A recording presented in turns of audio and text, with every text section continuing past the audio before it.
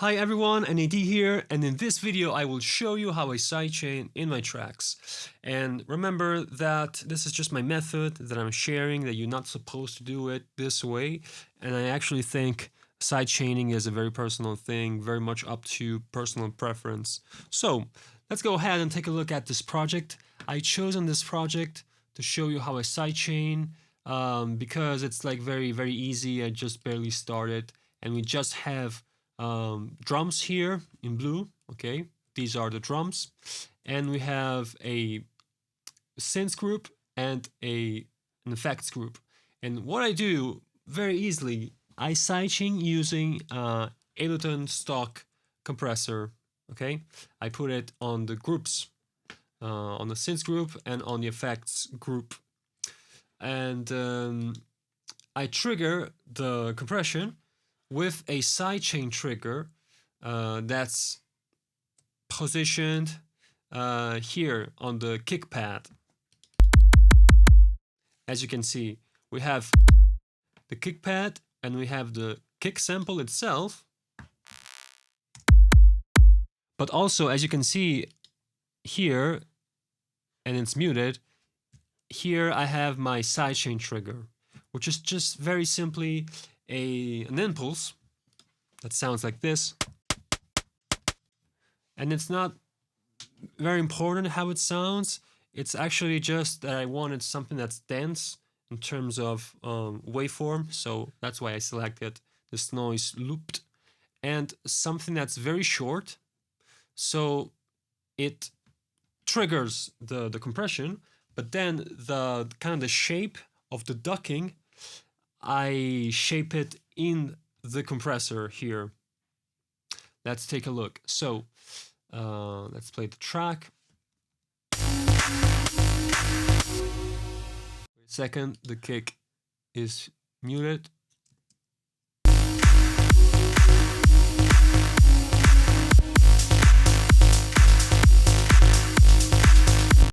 So with the sidechain trigger being very short, let's see if we can listen to just the sidechain trigger itself.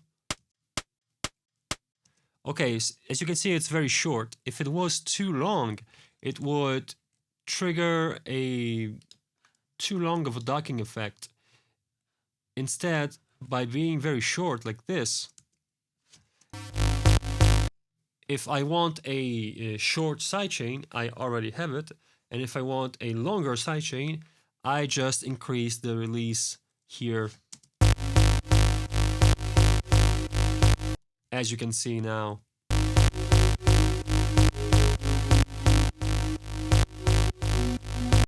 And get kind of a different vibe, a different sound. Let's hear it in context with the drums, and let's try to change that release value.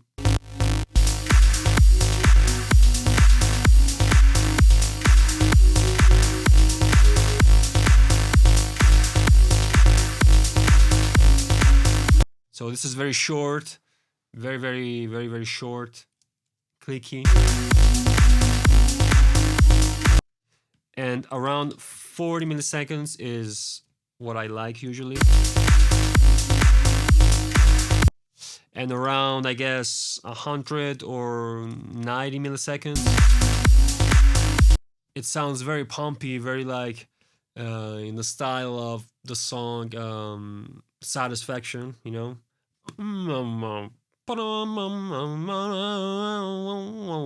Sounds like that.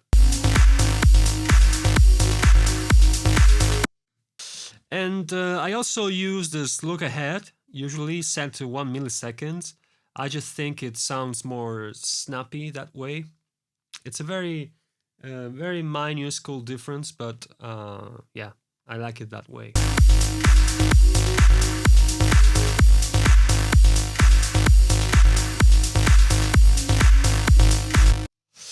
And also, as you saw, I gave this, let's call this kick. This is the actual kick. But the sidechain trigger, I called it SC, sidechain, SC for sidechain. So I can easily find it when I need to set it up in my compressor. I just go to the drum rack, to the kick the kick rack, and select sidechain pre-effects. And so that's it for the most part. That's what I do. I know some people like to use LFO Tool, for example, but I don't like it. I like to have the sidechain trigger on the kick. So if I'm doing some known 4-on-the-floor pattern, I mean, so it's triggered every time the kick plays, regardless of the rhythm, which is what I prefer. And also, honestly, I don't like the routing. Also, like MIDI triggering, the LFO tool or whatever else. Like I also have KickStart, I believe. Let's see. Yeah, I should have KickStart because I purchased it.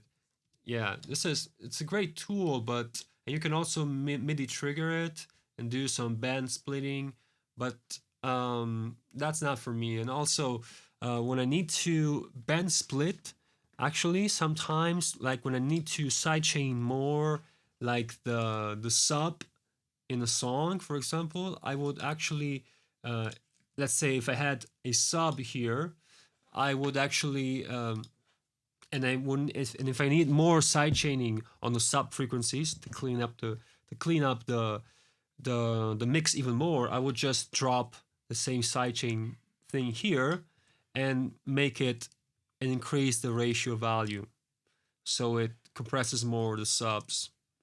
Okay.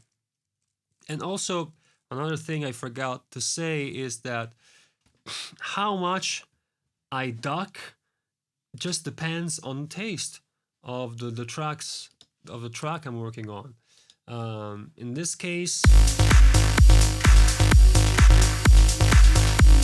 I liked it to go down to minus 37 decibels.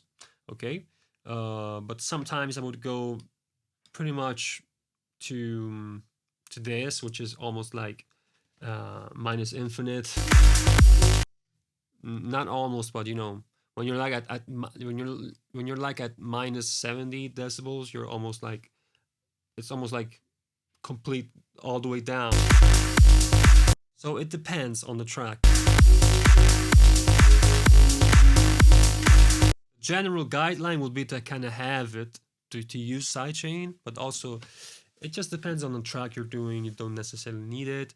Most of the times you do need it, especially in order to get a loud mix, if you want a loud mix, or just for things to fit better together. Okay, and as I said, this is just a project, very simple project, but sometimes if I see that the mix sounds better that way, I would actually like if this was, for example, the bass sound, I would actually, and if I would like have it on a separate bus called like basses, and I would have a, and this channel would have its own side chaining, maybe a side chaining with a longer shape, depending on whether I need more side chaining on the bass. All right, that was it for this video. Let me know how you sidechain, if you have any tips. And I also know this type of sidechaining I use with a compressor, it makes a little bit of a click sound, but I'm fine with it. Also because sometimes the sounds I use are already full of harmonics, so they kind of mask that. And I just like the convenience of working like that. Okay, let me know your thoughts. Thank you for watching and see you next time.